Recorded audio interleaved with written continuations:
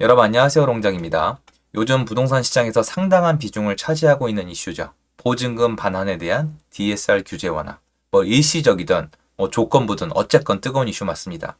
원희룡 장관님이 한번 말씀을 하시고 바통을 이어받아서 추경호 장관님까지 말씀을 하셨는데, 추경호 장관님이 말씀하셨으면은 어떻게든 간에 추진이 된다는 거예요. 그리고 지금 분위기상 빨리 나올 거예요. 왜냐면 이거 늦게 나오면 욕만 먹어요. 제가 몇 가지 많은 분들이랑 의견을 달리하는 부분이 있는데요. 오늘 내용을 들어보시고 앞으로 얘네가 어떻게 나올지, 나온다면 시장에 어떤 영향을 미칠지 한번 정리해보면 좋을 것 같습니다. 같이 한번 보시죠.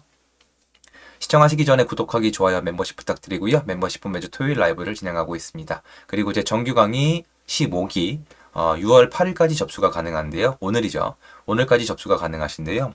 요게 데드라인이 지난 다음에 문의가 오시는 경우가 있어서 이 접수 기간이 정해져 있다는 걸 계속 고지를 드려요. 그래서 관심이 있으신 분들은 아래 링크에 들어가셔서 접수 기간을 지켜서 신청을 하시면 되겠습니다.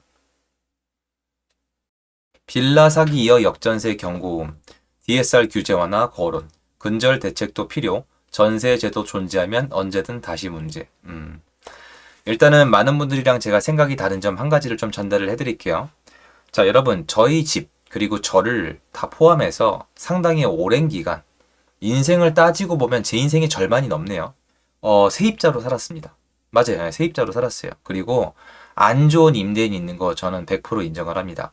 저는 어떻게 보면은 부분적으로 저는 제 경험 때문에 그래요. 제 경험은 나이가 다 많은 분이었는데요. 갑질하는 임대인들을 많이 봤고 이게 너무 잔인해요. 그래서 법이 개정이 될 필요가 있다고 생각하는 사람 중에 한 명은 맞아요.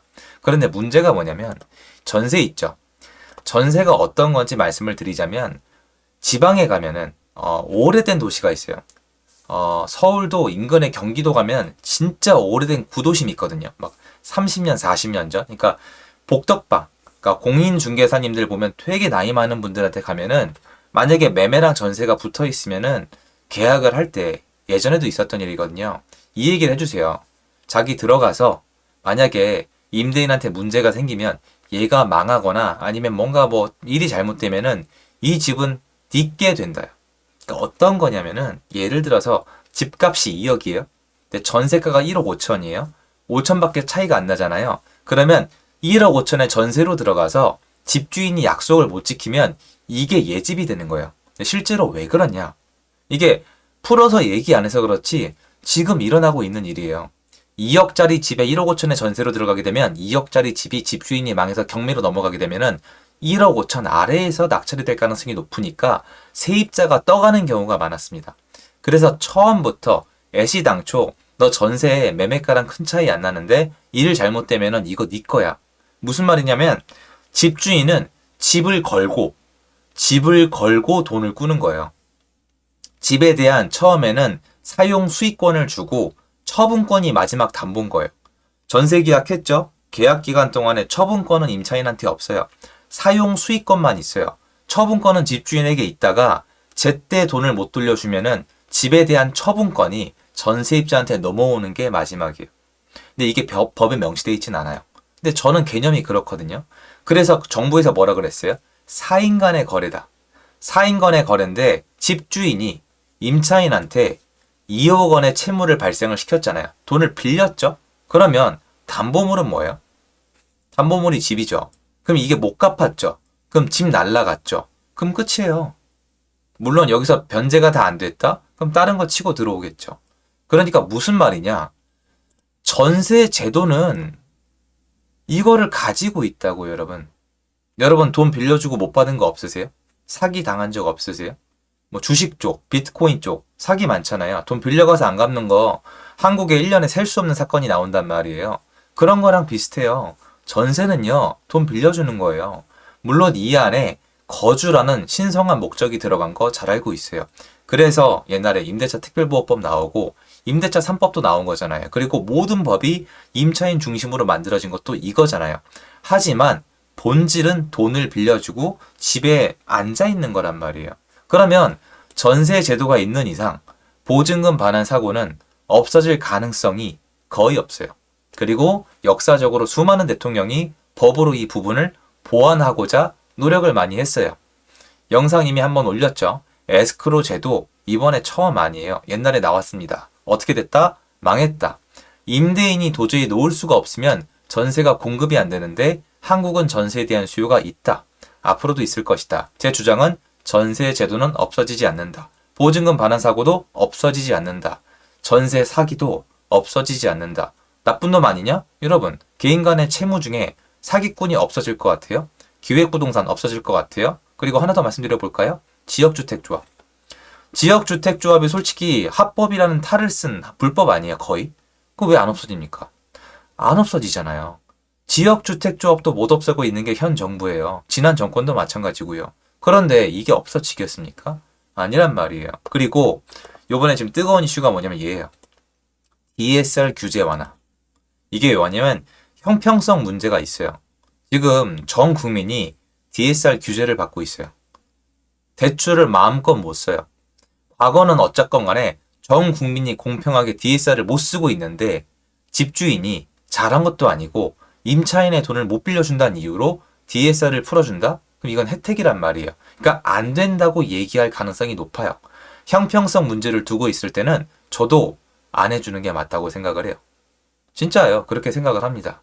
그런데 이런 걸 다 알면서도 현 정부에서는 왜 발표를 했을까요? 많은 분들이 예측하는 그 부분 많아요. 정부가 어쩔 방법이 없는 거예요. 그런데 우리 나눠서 봐야 돼요. 정부가 어쩔 수 없는 부분이 뭘까요? 이게 중요한 거예요. DSR 규제 완화 안 하면 그만이에요.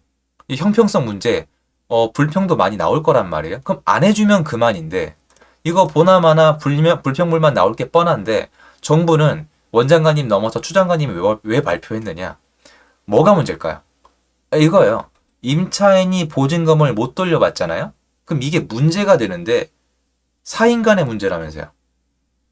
정부에서 얘기했죠. 사인 간의 문제라고. 그럼 임대인이랑 임차인이랑 싸우면 되는데 왜 정부가 굳이 나설까요? 맞습니다. 전세 시장에 이렇게 문제가 생기면 사회적으로 문제가 불거지고요. 정부가 지금 전세 사기란 어떤 이슈를 만들어 놨는데 얘네가 서로 엮이고 있어요. 제가 어떻게 하냐고요? 지금 보증금을 못 돌려받는 분들이 어떻게든 전세 사기랑 엮기 위해서 집주인들을 고소고발하고 있어요. 그리고 신종 마케팅이 떴습니다. 진짜입니다. 제가 굳이 그거는 지금 여기 안 보여드리는 건데 여러분 분노만 나니까 사실 다 먹고 살자고 하는 거잖아요. 그래서 법무사 사무실에서 몇 군데서 영업을 시작을 했습니다. 무슨 영업을 시작했냐? 보증금 못 돌려받은 분을 대상으로 영업을 해요.